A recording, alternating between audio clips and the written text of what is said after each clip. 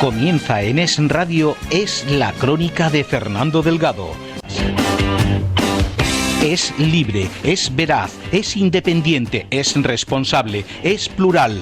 Es la Crónica de Fernando Delgado. Muy buena. Bueno, un lunes más con todos ustedes. Y ahora sí que no puedo decir lo del Atleti de Madrid, que qué bien. Ayer nos ganó. Esperaba este momento, Fernando. Nos ganó el colista, Fran, hijo. Sí. Pero colista. Hemos perdido y descendido. Y descendido. Que estaba más tranquilito el pobre. No me imaginaba que lo pudiera. Curioso es que hemos perdido en la Liga del Atleti de Madrid, fíjate bien, con los dos últimos. Sí. Perdimos con el Sporting y perdimos con el Levante. Esos somos los del Atleti de Madrid. ¿Sabes? Las ligas no se ganan y se pierden en los grandes estadios, sino en los pequeños. Sí. Efectivamente. Así es. Pero ¿qué vamos a hacer? Hemos perdido la Liga. Tampoco la íbamos a ganar. Porque el Barcelona no va a perder desde luego en Granada, que además en Granada ya está salvado y van con todas las de la ley. Pero en fin, nos hubiera gustado estar por encima de Frank, que es del Real. Bueno, estáis muy subiditos. Es bueno, lo malo de esto baño es que le afecte esta pérdida cuando nos veamos el día 28. Mira, pero bueno. Tú y yo seguiremos siendo igual. No, eso por descontado. Bueno, y tenemos con nosotros hoy al presidente del consorcio de la ciudad monumental. Director de momento. Director y gerente. Director. Por director nos nombramos director ahora mismo y ya está. Que es Javier Jiménez Ávila. Yo lo de Ávila es curioso porque había un señor bajito, un cachondo. Le encantaba el tinto. Le cantaban las huergas. Y cuando se cogió la guitarra, la montaba, pero padremente muy señor mío. Era su abuelo. Jesús Ávila. Mi abuelo Jesús, efectivamente. Y además quiero decir que mis primeros pasos en la arqueología de Mérida eran de la mano de mi abuelo, que me llevaba a ver los monumentos con mis hermanos. Nos llevaba al teatro, nos llevaba a la Alcazaba, nos llevaba al museo, que estaba todavía entonces en Santa Clara. Podemos decir que ha sido tu introductor, ¿no? Sí. En este mundo. Mi introductor. No, en la familia, los Ávila, los Jiménez no lo sé, pero los Ávila, eso sí los conozco yo. Descienden de Trujillo. Sí. Y hay una compañera mía que está casada con un diplomático, Marifefa, que es compañera. Y después, en fin, toda la familia somos... Bueno, el único que no conocía era él. Ya lo conozco. Pues sí. También llevamos aquí en Mérida ya una temporada larga, sí. Sí, es verdad, sí. Oye, Javier, ¿cómo está la situación ahora mismo del consorcio? Tú, como director del consorcio, ¿cómo te lo has encontrado? Bueno, yo me lo he encontrado en una época de una cierta desactivación de parte de los resortes que se habían implementado en su fundación, en su creación, sobre todo en las funciones fundamentales que tenía establecidas, que tenía estatutariamente establecidas: la investigación, la conservación y la difusión. Creo que estas tres funciones estaban un poquitín apagadas. Y entonces una de nuestras principales preocupaciones y uno de nuestros principales objetivos era reforzar esas funciones, porque creíamos también que eso iba a repercutir en el mayor reconocimiento y en la recuperación del protagonismo que creemos que tiene que tener la institución en el marco institucional de Mérida y de Extremadura. Y también en el marco científico de la arqueología española, donde tuvo mucho protagonismo, donde se reconocía como un modelo muy importante y como un logro en la gestión de la arqueología urbana, y últimamente nos parecía que no lo era tanto, ¿no? Es una vuelta a los orígenes, por decirlo de alguna manera. Recuperar las funciones que tiene establecidas estatutariamente, que son sus funciones lógicas, por otra parte, ¿no? Y no sé por qué me da la sensación de que eso lo que quiere decir es que no te gusta, por ejemplo, una actividad que se estaba haciendo aquí de Mérida Lúdica. Mérida Lúdica. Sí, no digo que no me gustara, lo que pasa es que se había puesto, bajo mi punto de vista, demasiado esfuerzo en esa materia. Yo te pongo un ejemplo. Si, por ejemplo, nosotros dijéramos ahora que un hospital extremeño va a crear una biblioteca muy importante sobre historia de la medicina, y va a ser la biblioteca más importante de historia de la medicina de España, todos diríamos, oye, qué maravilla, todos apoyaríamos esa iniciativa sin dudarlo, sin pensarlo, ¿no? Pero si empezamos a decir, bueno, es que para hacer esa biblioteca tenemos que cerrar la planta de oncología, o resulta que la cola va a aumentar, ¿cómo se llama? La lista de espera, o tenemos que reducir personal en pediatría, pues entonces la biblioteca ya no nos parecía tan buena idea, ¿no? Y entonces, eso es un poco lo que a mi juicio puede que haya pasado con este proyecto. Yo recuerdo que la medicina lúdica, la gente se estaba implicando muchísimo, sobre todo en el templo de Diana, y después en todo lo demás, que era un poco resucitar los pecholatas, como yo digo. Que muchas veces recreación de aquel momento. Bueno, de todas formas eso va a seguir, porque lo va a Sí, eso va a seguir. Y el consorcio va a seguir colaborando, cediendo los monumentos. A nosotros es un proyecto que, evidentemente, es un proyecto que ha salido, digamos, de nuestras entrañas, y entonces es un proyecto que vamos a seguir apoyando y que nos gusta. ¿Cómo vamos a abandonar un proyecto que ha salido de nuestras propias carnes? Lo que pasa que, precisamente, gracias al éxito que ha tenido, sobre todo en las últimas ediciones, ha pasado a tener una dimensión que ha pasado de ser una recreación histórica a ser una fiesta popular. Pues claro, el consorcio una fiesta popular no puede asumir. Entonces hemos hablado con el ayuntamiento, que sí está interesado, y entonces es una cosa que vamos a hacer de manera coordinada con el ayuntamiento. Tampoco pasa nada si el consorcio tiene una fiesta popular, ¿eh? Hay que animar el cotarro. Porque si no vas a hacer un consorcio de pero es lo que te digo. No, el consorcio no es triste, no te preocupes, somos 90 trabajadores. El otro día hicimos la fiesta del día del consorcio, que no se había hecho nunca antes. Y somos 90 trabajadores, estuvieron allí celebrándolo con la dirección, con el profesor Fabiao, que vino a darnos una conferencia, con representantes de otras instituciones científicas y de gestión de la ciudad. O sea que ganas de diversión y ganas de pasarlo bien también tenemos. Mira, te voy a decir una cosa, Javier. Con los nombres soy la leche. No, lo has dicho bien. Te voy a decir una cosa. Los médicas lúdicas yo lo paso, a mí me gusta, incluso están mis nietos, creo que se visten y demás. Pues a ver si te cargas una cosa, hombre. A ver si te la cargas de verdad. Y es a la Pantoja, a Rafael, a todas esas mandangas de actores y demás que se vengan al Teatro Romano, que además, y grupos de rock, y que todo el mundo quiere ir al Teatro Romano. Eso es el consorcio. Cárgatelo, hombre. Hombre, yo cargarme a esa gente acabaría en la cárcel. Tendríamos un problema legal importante. No, a ver, yo estoy de acuerdo contigo en que el uso que se hace del teatro tiene que ser restrictivo. El Teatro Romano, que es además el monumento que siempre se pide para hacer todo este tipo de prácticas, es un monumento que ahora mismo nos identifica a los extremeños. Es un monumento identitario. Y como tal, los usos que tiene que tener tienen que ser usos de excelencia, usos que estén en el máximo rango. Entonces, yo eso ya lo he dicho públicamente en varias ocasiones, que el Teatro Romano hay que restringirlo para ese tipo de usos. Usos institucionales, usos en conmemoraciones o en actuaciones o en festivales, como evidentemente nadie se plantea que el Festival de Teatro Clásico no tenga que ir a usos como el Festival Grecolatino, que ya nos da prestigio. Usos como los que se hacen en Semana Santa del anfiteatro, yo creo que eso no hay que, evidentemente no hay que tocarlo. Ópera que yo recuerdo, hombre, que fue muy buena. Han venido dentro del festival, la de Montserrat Caballé y José Carrera. Además tiene un prestigio al teatro a nivel mundial. Incluso algún cantante, ¿por qué no? Pero un cantante que tenga unas dimensiones que a mí me sobrecogió, a mí me emocionó. Que no sea tan fácil, ¿no?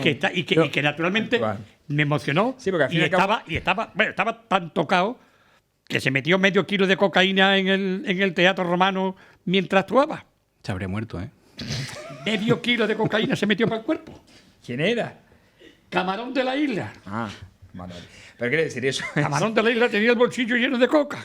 Yo estoy... Y murió poco después. Estoy de acuerdo en que y aún así, el Camarón de la Isla era un dios en el flamenco. Eso no me importa. Hay que conseguir que el teatro sea un plus de excelencia para un artista. Esa es nuestra intención. Esa es nuestra intención y esa es nuestra línea. Porque, por ejemplo, en el festival de música que se va a organizar en el mes de septiembre, que se quiere hacer un festival que nace este año similar al del teatro, pero que va a ser música, supongo algunos conciertos y se irán ahí al Teatro Romano de altura o de renombre. Oficialmente no tenemos todavía la solicitud de ese uso.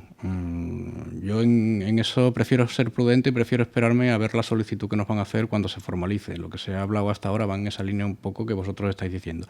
La posición nuestra, indudablemente, es que los usos tienen que ser usos de excelencia y tienen que ser usos restringidos, porque además cuando se hace un uso masivo del teatro, el teatro sufre. Pero bueno, estamos dejando que se use para el festival va mucha gente. Entonces, dentro de esa idea que nosotros tenemos, de esa directriz, luego eso hay que cribarlo con una serie de condicionantes que también están ahí. Primero, una dinámica. El festival se viene utilizando para conciertos y se generan unas expectativas y se generan unas dinámicas. Hacia adelante se va muy fácilmente. Pues Javier, por Dios, es que el consorcio está bien, pero que allí ya se hacen allá hasta concursos de cornetas y tambores. Sí, nosotros estamos por cortar ese tipo de prácticas. Ese tipo de prácticas estamos por cortarlas, indudablemente. Claro, pero déjame que te siga contando. Eso no se le ocurre a nadie. Eso no lo decide la dirección del consorcio. El consorcio, como vosotros conocéis, tiene una serie de comisiones, de la mayor, que es el Consejo Rector, que se reúne para aprobar el presupuesto y para muy poquitas cosas más. Luego tiene la Ejecutiva y luego tiene una serie de comisiones que son quienes deciden los usos, quienes deciden cuándo se hacen excavaciones. Y yo sé que tú como director vas a tener que tragar alguna píldora buena. Nosotros, incluso la dirección en esas comisiones se abstiene por normativa. Quienes votan son los representantes del Ayuntamiento, de la Junta, de las Diputaciones, de los trabajadores, del Ministerio, de las asociaciones conservacionistas, que también están representadas, colegios de arquitectos, un abanico de instituciones que están representadas en nuestras comisiones, que son al final quienes deciden, independientemente del criterio que tenga la dirección. Porque a mí me perdonen todos los arquitectos, todos los arqueólogos y todas esas personas que forman parte de ese consorcio, porque aprobar que canta ahí la Pantoja, con todos mis honores para la Pantoja, sé que llena eso, no tienen ni puñetera idea de lo que es un teatro. Un teatro romano, un teatro con categoría, un teatro con prestigio. Mire usted, la Pantoja, la Plaza de Toros. Yo estoy de acuerdo con eso que tú estás diciendo, absolutamente. Uh-huh. Oye, otra cuestión de actualidad que la estamos viendo ahora es la famosa inscripción de Santa María, de la Concatedral de Santa María. Sé que los técnicos del consorcio han aconsejado una actuación. ¿Cómo sería esa actuación que se podría realizar ahí para...? Todavía no se ha concluido, el informe no está concluido todavía. Pero parece ser que se obliga a taparlo y nosotros recomendaremos la forma menos incisiva para el monumento. Menos agresiva para taparlo. El problema básico, yo no sé, creo que no es el cómo, sino el quién va a hacerlo. Porque claro, eso lleva unos costes.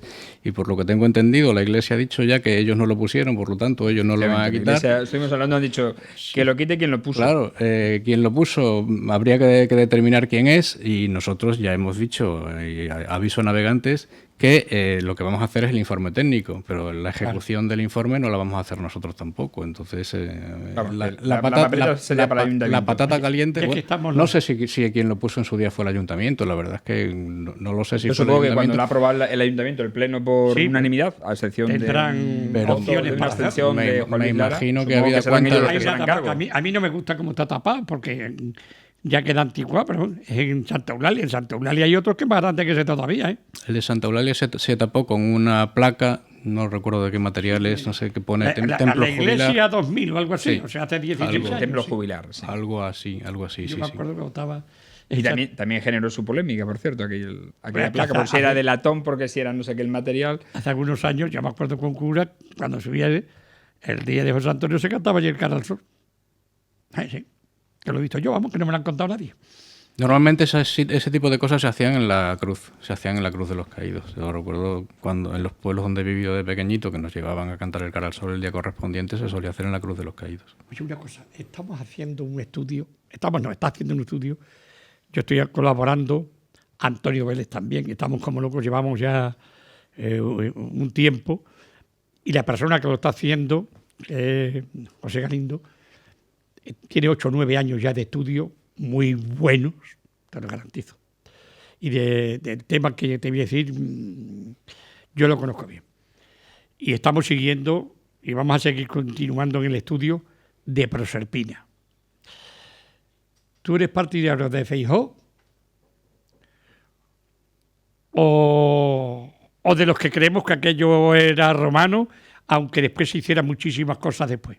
Bueno, yo lo primero que tengo que decir es que yo no soy un especialista ni en arqueología romana ni en arqueología medieval. Mi especialidad siempre ha sido la protohistoria, yo me dedico a la Edad del Hierro, con lo cual mi dictamen ahí es desde fuera de lo que pueden decir los hiperespecialistas en la materia. Hombre, a mí algunos argumentos del mundo romano me convencen bastante. Se han hecho pruebas de radiocarbono de los tapones que hay en los desagües y dan siglo I, siglo II. A mí eso me resulta un argumento bastante convincente de que aquello es romano. Los acueductos van orientados también, los acueductos que son indudablemente romanos, van orientados hacia las torres de toma. Yo creo que los argumentos del mundo romano ganan hoy por hoy a los del mundo medieval. Insistiendo en que yo no soy un especialista en esas épocas. También es cierto que hay algunos argumentos del mundo medieval que deben ser tenidos en cuenta. Cuando se Nadie duda de que en el mundo medieval pudieran hacer algo allí, pero que ya existía... No, pero no solo ya la hipótesis o la conjetura de que se pudiera hacer algo, sino me refiero a argumentos arqueológicos de una cierta solidez. Es decir, la presa cuando se vació a principios de los años 90 se veía que tenía dos fases claramente diferenciables. La forma de construir abajo era distinta de la forma de construir de arriba. Y la forma de construir de abajo, desde el punto de vista de la edilicia romana, muy canónica tampoco es, ¿no? O sea, no es una cosa fácil, no es un tema absolutamente fácil. Pues ya estamos haciendo un estudio y es impresionante. Y todo lo que sea bueno para esos ya estudios... tienes... Yo hoy por hoy soy partidario Otro partidario de tu tesis. Soy partidario más de que la presa es romana. Luego hay otro tipo de argumentos también. Decir Pues una cosa, te preguntaba antes de abrir los micrófonos... Si no me dejas que te cuente los argumentos. Espérate, venga. Sí, Javier, sí. Que está hablando, que termine. No, pienso que Mérida en época romana era una ciudad muy importante, era una ciudad muy grande. En época medieval era una ciudad más pequeñita. Entonces, una presa tan grande, en buena lógica, está hecha para una ciudad grande. Una ciudad medieval no requiere un abastecimiento de agua tan grande. Entonces, es un argumento más a favor de que sea una presa, de que sea una acumulación de agua de época romana, ¿no? Estamos de acuerdo. Pues digo, esta es tu teoría. Vas por buen camino. Me alegro de que te guste. Me alegro de que te guste. Oye, Javier, te comentaba antes cuando estábamos antes de comenzar el programa, de la autonomía que tiene el consorcio como el Museo Nacional de Arte Romano. O sea que vosotros vais por un lado y nosotros vamos por otro. Pero claro, vosotros sois los que tenéis que investigar. Y cuando encontráis una pieza buena, ¿se la lleváis al museo o os quedáis con ella? A ver, todos los arqueólogos per se tienen que investigar. Los arqueólogos del consorcio, los arqueólogos de la Junta. Digamos que como arqueólogos la arqueología es investigación. Otra cosa es el trabajo que en tu tarea cotidiana tienes que hacer porque en el papel pone qué es lo que tienes que hacer, ¿no? Los arqueólogos de los museos, no del Museo Nacional de Arte Romano, sino de todos los museos del mundo, lo que tienen que hacer es conservar. Nosotros lo que tenemos que hacer es gestionar el plan especial, los arqueólogos nuestros lo que tienen que hacer es gestionar el plan especial de arqueología de Mérida. Los que están en la Junta lo que tienen que hacer es supervisar. Y eso hay que compaginarlo de la mejor manera posible con la investigación. Los únicos arqueólogos que tienen una función investigadora estatutariamente establecida en su cometido diario son los que están en la universidad y los que están en los centros específicos de investigación, que en España es el Consejo Superior de Investigaciones Científicas, ¿no? Nosotros lo que hacemos es compaginar esa función investigadora que está en nuestro trabajo, pues con el trabajo cotidiano que a veces no siempre es tan próximo a lo que idealmente debe ser la investigación. El material que nosotros extraemos en las excavaciones va a unos almacenes, es propiedad de la Junta, desde que se transfirieron las competencias en los años 80, es propiedad de la Junta y entonces va a unos almacenes que nosotros tenemos adscritos, que son titularidad del ayuntamiento. O sea, para que veas un poco la complejidad el edificio sí. es propiedad del ayuntamiento, el material es propiedad de la Junta y la gestión la hace el consorcio. En el pasado, en estos últimos años, a requerimiento o a solicitud del museo y con el visto bueno de la Junta, algún tipo de material sí se ha transferido pensando sobre todo en exposiciones. ¿Cuánto material aproximadamente tendréis allí? ¿Cuántos miles de piezas tendréis? En el almacén nuestro, pues no te sabría decir, seguramente varios centenares de miles de piezas. ¿Y con eso se podría realizar un nuevo o crear un nuevo espacio expositivo? Con eso se podrían crear varias cosas. Se podrían crear varios espacios expositivos, se podría crear exposiciones itinerantes sobre Mérida, que es una idea que valoraremos para el futuro. Se podría crear o crear con eso y con más cosas una vieja idea que existe desde hace muchos años en Mérida y que nosotros creemos que debe seguirse adelante con ella, o incluso más que seguirse adelante con ella, dar algún paso que todavía no se ha dado, que es crear un museo de historia de la ciudad, donde no se contemple solo la época romana, sino que se contemple desde la prehistoria hasta nuestros días, porque Mérida tiene una historia muy rica, evidentemente. Aquí hay un museo prehistórico que... Hay una colección de prehistoria, sí, interesante. Y lo que pasa es que la colección de prehistoria es de la comarca, no es de la ciudad. Son yacimientos de los alrededores. Pero en las excavaciones de Mérida, en los últimos años, ha aparecido un registro de prehistoria y protohistoria muy interesante. Solo en Mérida, solo en el casco urbano. Oye, y los Ávila son muy valientes. ¿Ah, Digo sí? tu segundo apellido. Digo por la pregunta que te voy a hacer. Y a mí me gustaría que si te gusta, te gusta, y si no te gusta, no te gusta, que me acabe. ¿Te gusta el templo de Viena como ha quedado? ¿Pero a qué te refieres exactamente? Como está el templo de Viena actualmente. pero el Con que todos los circunvala. alrededores de cemento, de hormigones. ¿Te refieres al edificio? No a la actuación de la Casa de los Corvos, del Museo del Palacio de los Corvos, No, sino la Palacio de los en Corvos alrededor. me parece magnífica porque está quitarle los corvos, que es algo también de la historia de allí. Lo que entorno. circunda el templo. El edificio de alrededor, donde están Sí, sí. los bares y Te advierto que a mí ni puñetera gracia que me hace. Eso te lo empiezo ya diciendo, ¿eh? Ahora tú puedes pensar lo que te dé la gana. Yo te voy a dar algunos datos objetivos y si quieres luego te digo mi opinión personal. El edificio es obra de un arquitecto que por ese edificio ha recibido ya varios premios internacionales. Eso no me vale. Es uno de los arquitectos que ahora mismo tiene más proyección y más reconocimiento, José María Sánchez García, como arquitecto extremeño en todo el panorama español y en todo el panorama europeo.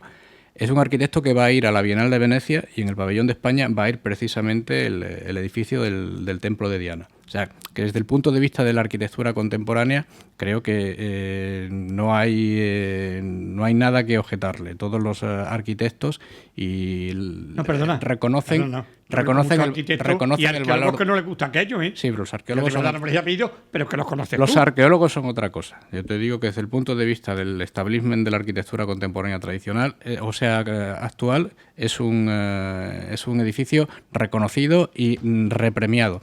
Mi opinión personal, yo creo que cuando tú intervienes en un entorno donde hay un edificio singular y tan problemático como el Templo de Diana, tú puedes tener la tentación de hacer algo que impacte más que el propio templo y que le reste protagonismo al templo.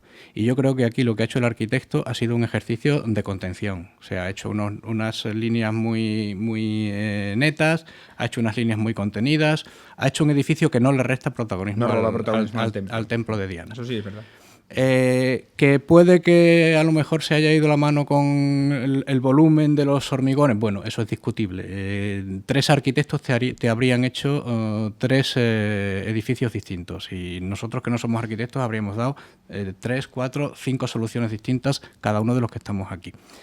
Y luego, en cuanto a la función de arreglar el espacio, integrarlo dentro de la ciudad, sin que eso distorsionara mucho lo que en su día fue la cabecera del pórtico, que es lo que fue ese espacio en época romana, creo que tampoco ha sido desacertada la solución final.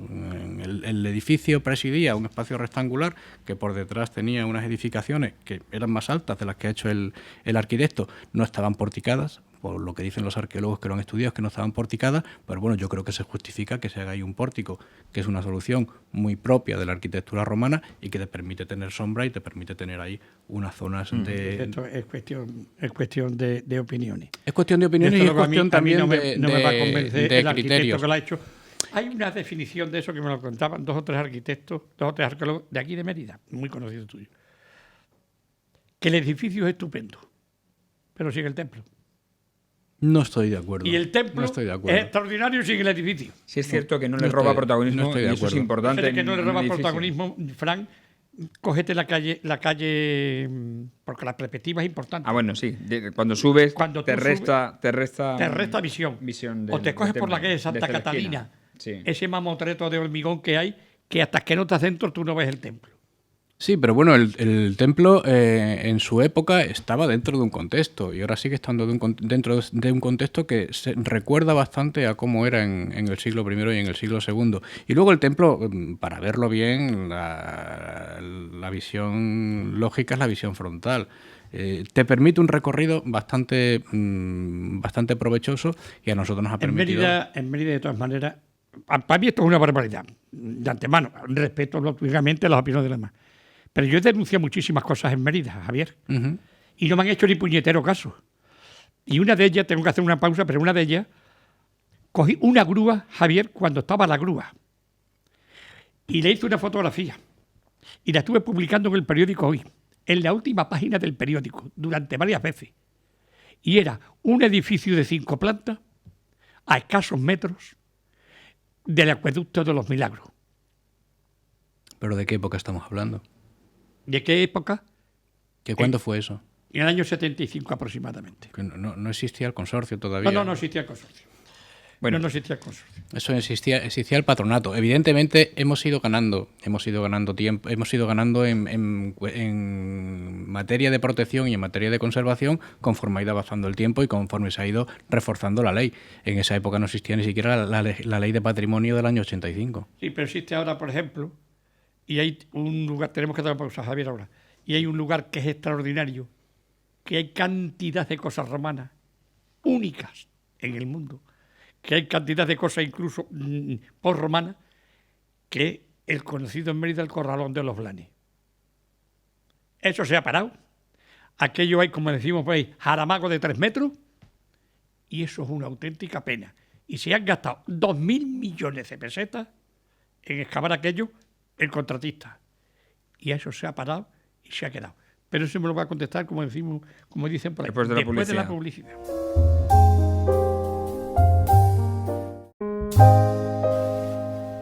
Seguimos en nuestro programa de hoy con Javier Jiménez Ávila, director del Consorcio de la Ciudad Monumental, y estamos hablando de Mérida, que es lo que más nos gusta, a él, a Fran, que ya está lejos, pero ya casi emeritense.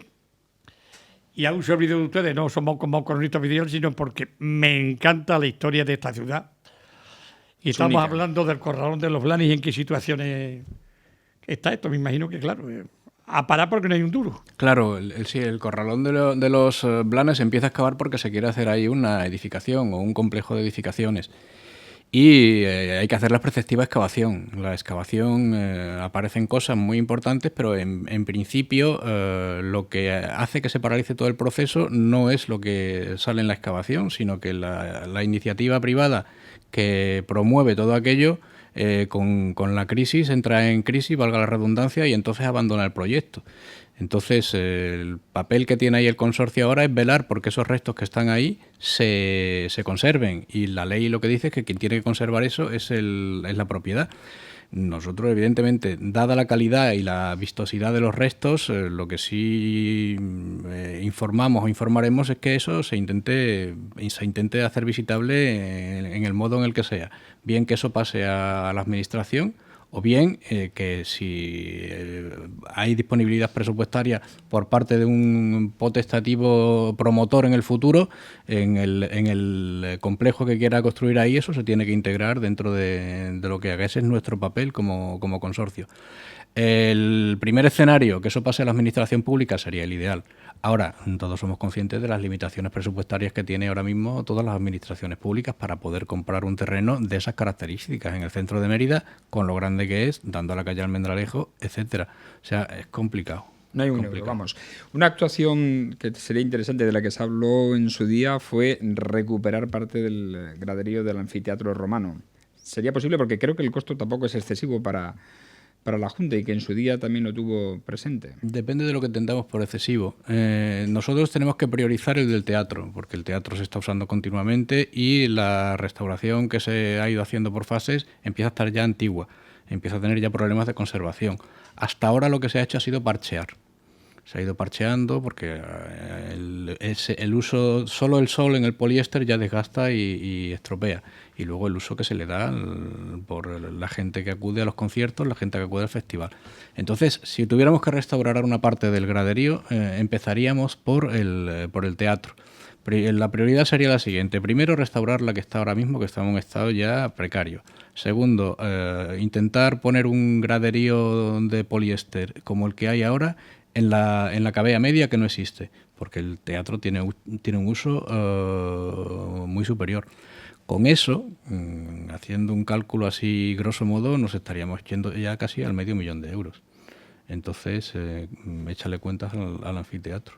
Pero se recuperaría o sea, digo que a lo mejor se podría amortizar de otra manera también, ¿no? Porque al fin y al cabo, con más entradas depende de qué actos, como el festival, por ejemplo, que en su día ahí se organizaban también obras. Pero a muy largo plazo. Nosotros, con nuestro presupuesto, desde luego no podríamos acometer esa inversión. Tendría que ser la Junta. Tendría que ser la Junta. Hombre, hay determinados usos que ya invierten una parte de lo que nos dan a nosotros por cesión del monumento, ya está condicionado que vaya a restauración del mismo. El Festival de Teatro es el mejor ejemplo.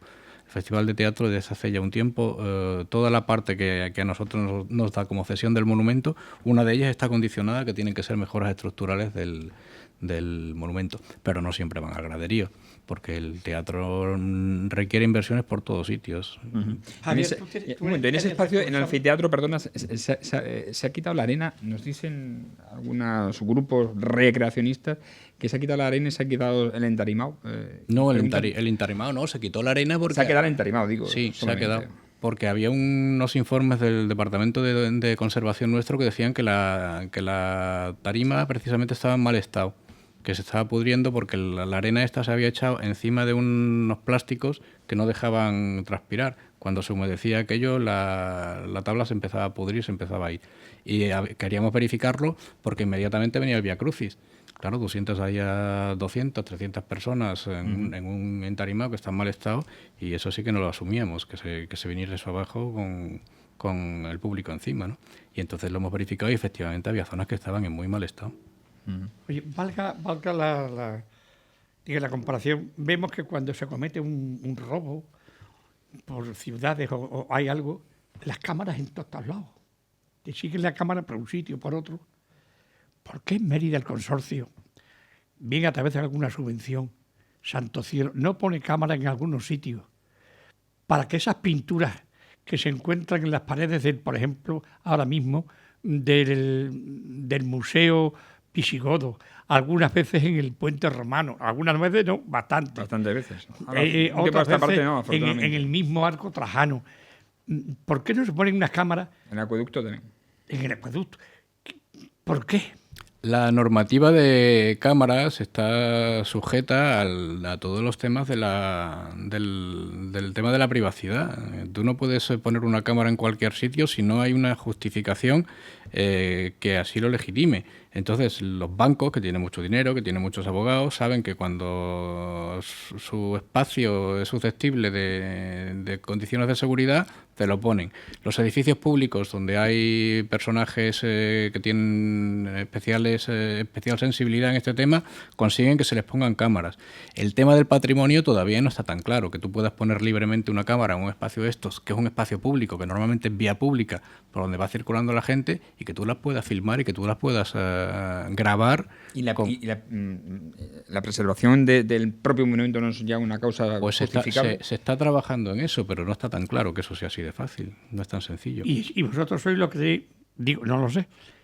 Obligados a quitar las pinturas, ¿quién las tiene que quitar? ¿El consorcio? Las quitamos nosotros porque eso requiere una cualificación técnica Sí. que no tiene el personal de otras entidades, entonces lo quitamos nosotros. Oye, el otro día paseando, Javier, por el puente romano, pero por la parte baja, he visto unos hierbajos de 1,5 metros cada uno dentro de las piedras. Y eso daña el puente. Quitar los hierbajos no cuesta tanto porque no los quitáis y quedáis el puente limpio. Sí, el puente se limpia regularmente. Lo que ocurre es que, bueno, como dice la Biblia, la mies es mucha y los obreros son pocos. Nosotros, el Departamento de Conservación y Mantenimiento, tenemos una plantilla y hace muchas cosas, tiene que hacer muchas cosas. Tiene que ir revisando, limpiando, cuidando todos los monumentos.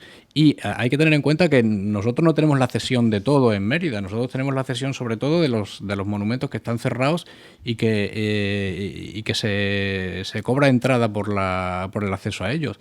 El resto del conjunto monumental no siempre le corresponde al consorcio, que eso es algo que tampoco la gente sabe, ¿eh?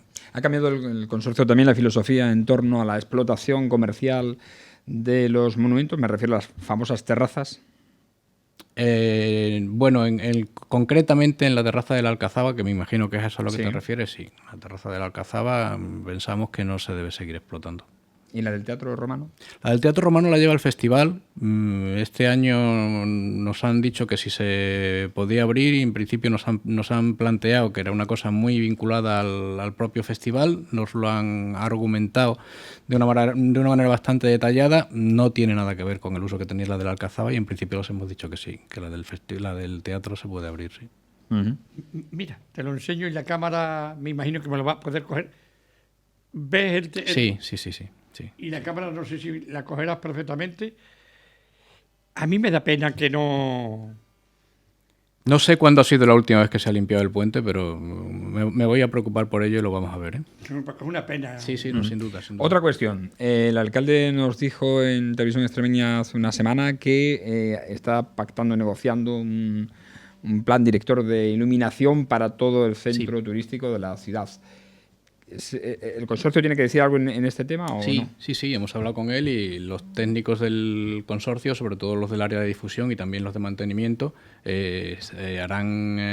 trabajarán continuamente con el equipo técnico de la empresa que sea que vaya a hacer el plan director para decirles pues cuáles son las necesidades, cuáles son los condicionantes y cuál es la mejor forma de hacer ese programa de iluminación. ¿Veremos por fin bien iluminados los monumentos? Pues lo que se va a hacer ahora es el plan director, es decir, es el proyecto. La ejecución del proyecto es la segunda parte que dependerá sobre todo de la disponibilidad presupuestaria.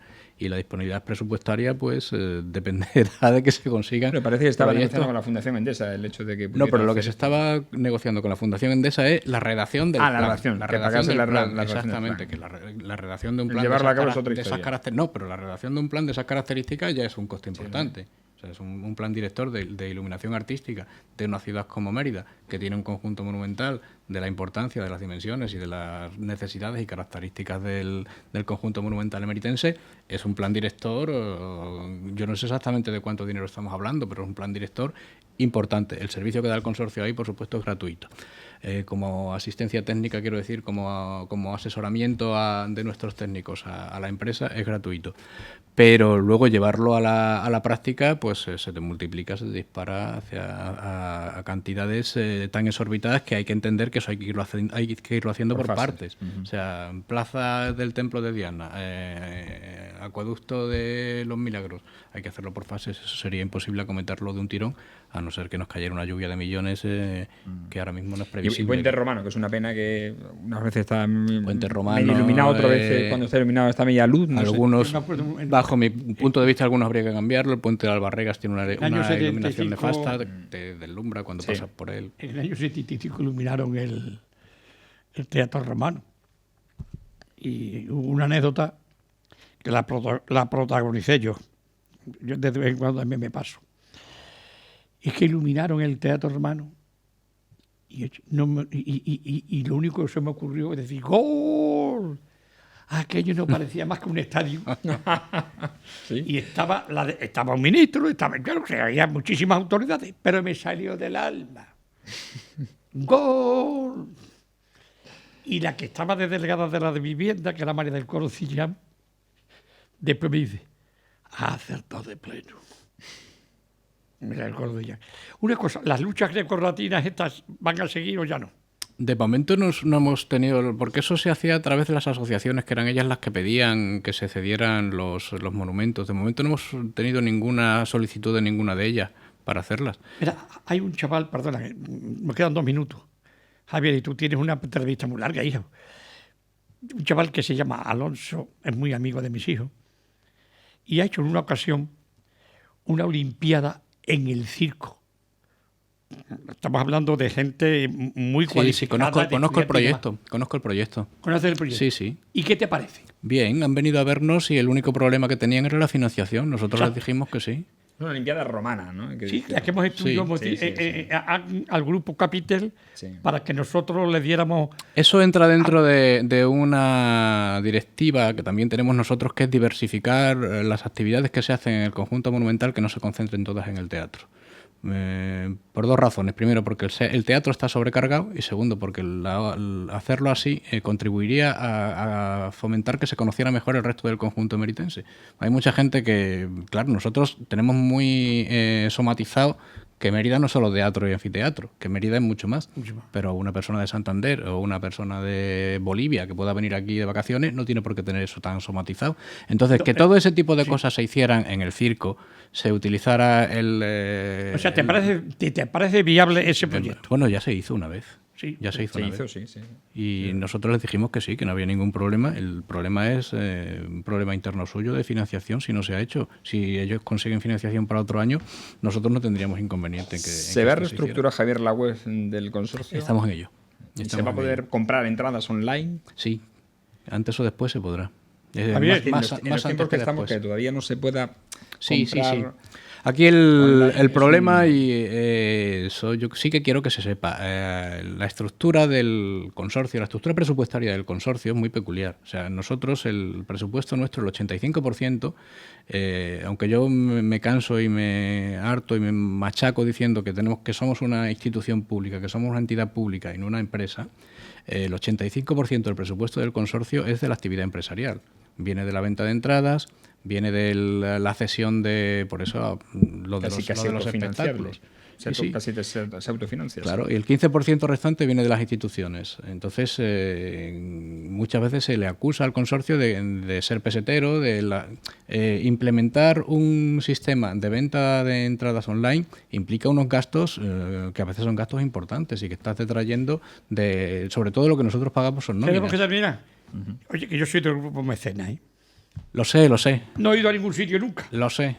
Yo nada más que pago, la verdad, que le pagamos un poco. Pero damos servicios que no son viajes, damos seminarios, hacemos descuentos en el Festival de Teatro, pero la revista Foro, todas esas cosas. ¿Ves cómo se ha enterado, Oye, que encantado de haberte tenido. Antes hemos tenido aquí también a una persona que para mí es un buen amigo y era una bellísima persona, y siempre estuvo, que era el anterior Alba. Sí, Miguel Alba, que para mí yo lo reconozco, que lo quiero muchísimo. Sigue trabajando para el consorcio, él es arqueólogo del consorcio. Claro, es arqueólogo del consorcio. Aprovechalo, te lo digo yo porque es un tío que vale. Después podrá tener, todo el mundo tenemos nuestros más y nuestros menos, pero es un tío que es buenísima persona. Sí, además ha leído hace poco la tesis, que yo estuve en la lectura precisamente. Encantado. Encantado yo. Que sea además el nieto de un entrañable amigo mío, de Jesús. Mi abuelo Jesús. De sobrino de Fefa y de todos ellos, que te digo, son muy amigos. O sea, que tú sabes que mi abuelo no se llamaba Jesús realmente. No. Mi abuelo en el carné de identidad él se llamaba Cándido. Cándido. ¿Y por qué le llamaban Cándido? Jesús? Pues porque su hermana se llamaba María y su otro hermano se llamaba José, y decía, mira, es la Sagrada Familia. Jesús, José y María. Y se quedó con eso. Pero no solo se ha quedado con eso, sino que su hijo, su nieto y su bisnieto se llaman ya Jesús. O sea que la anécdota pasó ya. Ahora sí ha seguido. Sí, ahora ya sí, eso ya no se puede cambiar. Pues gracias, Javier. Javier, esta es tu casa. Y lo sabes. Y el consorcio la vuestra. Lo sé porque yo en algunas ocasiones, por cierto, tengo la colección completa de Foro. no me seguir con la revista esa. Foro sí. Hemos sacado ahora mismo Impresionante. un número especial donde todos los... Me tengo que despedir. Antes de nada, quiero darles gracias a muchísimas personas de Mérida, muchísimas, porque el sábado enterramos a mi suegra, María Matador. Fran estuvo a mi lado, mis compañeros de radio como Ana María y Antonio también. Y en estos casos es cuando se notan a los amigos. Y aunque tenía 97 años, era una mujer entrañable y a la que formaba parte. Se nos ha ido algo de la historia de nuestra familia. Pero a todos muchísimas gracias, porque han sido muchísimas las personas que la verdad se han interesado en ello. Y hasta el próximo miércoles, que hablaremos de cómo Guillermo Fernández Vara se quiere comer con patatas al PP y al Podemos en una sopa de tomate. Ya lo veremos.